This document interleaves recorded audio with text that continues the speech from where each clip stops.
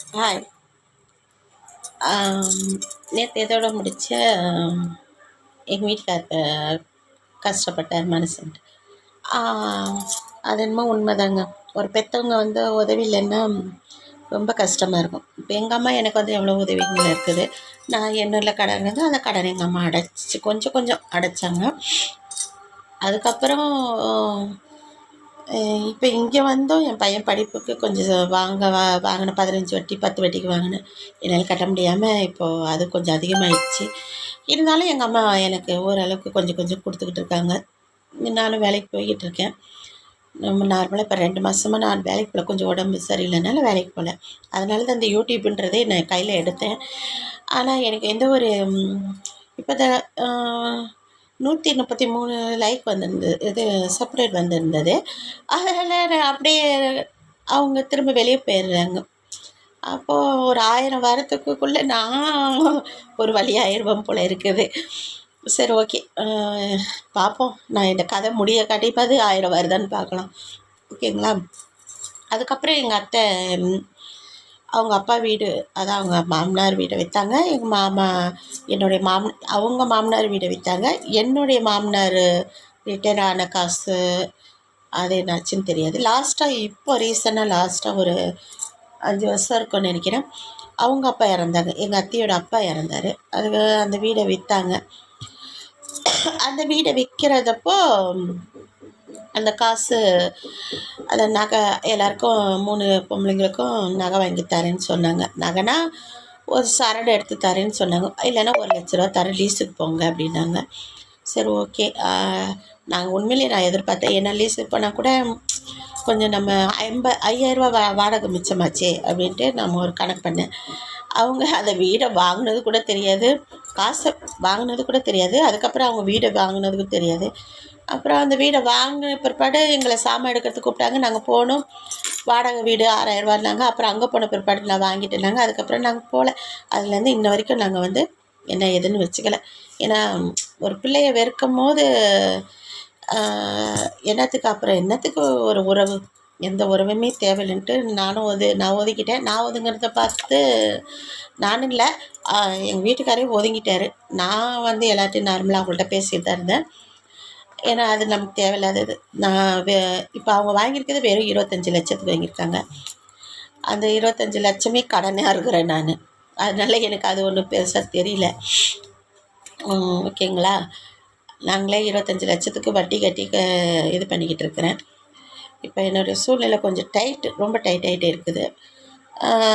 நான் சொன்னலை எனக்கு உதவி, இந்த பிரச்சனை இதோடு அப்படியே நாங்கள் என்னன்ற மாதிரி எந்த ஒரு கிட்டேயே போகலை.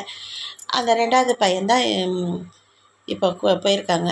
இதுக்கு முன்னாடி நாங்கள் அந்த வீட்டுக்கு ஊருக்குள்ளே வரும்போது எங்கள் அத்தை அந்த வீட்டுக்கிட்ட கொண்டு வந்து வாடகை வைக்கும் போது ஒரு 2 வருஷம் அவங்க என்ன பண்ணிட்டாங்க, நகை எதுவுமே இல்லாமல் அழிச்சிட்டு அந்த 2வது பையன் கூடயே இருந்தாப்புல இருந்து எல்லாத்தையும் அழிச்சிட்டு கடைசியாக என்னை கூப்பிட்டு, அனி என் ஒய்ஃபுக்கும் எங்கள் அம்மாவுக்கும் செட் ஆகாது, அதனால் நான் வந்து தனியாக வீடு எடுத்து வாடகை போகிறேன், நீங்கள் எங்கள் அம்மாவை வந்து இங்கே தானே இருக்கீங்க, பார்த்துக்கோங்கன்னா அவங்களுக்கு ஏதாவது ஆச்சுன்னா பார்த்துக்கோங்க அப்படின்ற மாதிரி கொண்டு சொல்லிவிட்டு கிளம்பிட்டாங்க.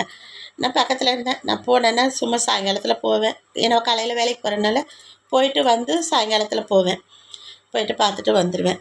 அது ஒரு இது தெரியுங்களா, மனசு அப்படியே அது வலிக்கும். அது என் பையங்க அவங்க ஆனால் அந்த பையன் 2வது மகனோட பையனை இவங்க வளர்க்குறாங்க. அந்த பையனை விட்டு கொடுக்க மாட்டாங்க. அவனுக்கு ஏதாவது கடையில் ஹோட்டலில் ஈவினிங்லேயே கண்டிப்பாக வாங்கி கொடுக்குறாங்க. அந்த டைமில் நம்ம கரெக்டாக உள்ளே போயிட்டோன்னு வச்சுக்கோங்களேன், அது அப்படியே திருட்டுத்தனமாக அப்படியே மறைச்சி வைப்பாங்க.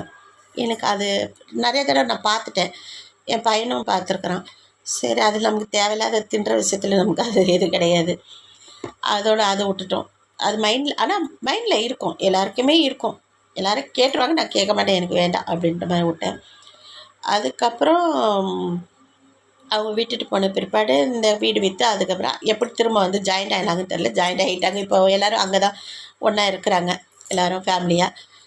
ஓகே, அது அவங்க விருப்பம். அழிஞ்ச பிற்பாடு திரும்ப என்ன ஆகும்னு எனக்கு தெரியல.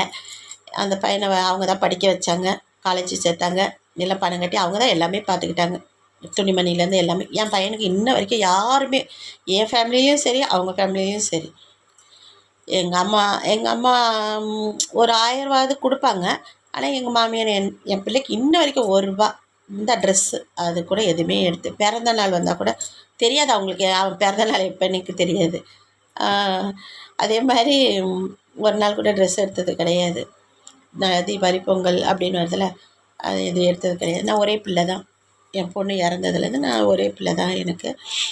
இருந்தாலும் அது மனசு கொஞ்சம் வலிக்குது. ஓகேங்களா? அப்புறம் அதுக்கப்புறம் நாங்கள் நார்மலாகவே அப்படியே போயிட்டே இருந்துச்சு. அவங்க வீடு காலி பண்ணி அங்கே போயிட்டாங்க. இப்போ கொஞ்சம் நாங்கள் ரொம்ப கஷ்டம். ஆனால் கண்டுக்கிறதில்ல, யாருமே கண்டுக்கிறதில்ல. நாங்கள் என்ன கஷ்டப்படுறோம், என்ன சாப்பிட்றோம், என்ன வைக்கிறோம் அப்படின்னு கூட யாரும் இன்ன வரைக்கும் எந்த ஒரு இது கேட்டது கிடையாது. எங்கள் அம்மா வழியில் தான் என் தம்பியும் எங்கள் அம்மாவும் தான் என் தம்பி ஒய்ஃபு வந்து பார்ப்பாங்க, பேசுவாங்க, கொஞ்சம் ஏதாவது கொடுத்துட்டு போவாங்க. என் தம்பி பொண்ணு ரொம்ப என் மேலே பாசம். ஓகே, நாளைக்கு மீதியை சொல்கிறேன்.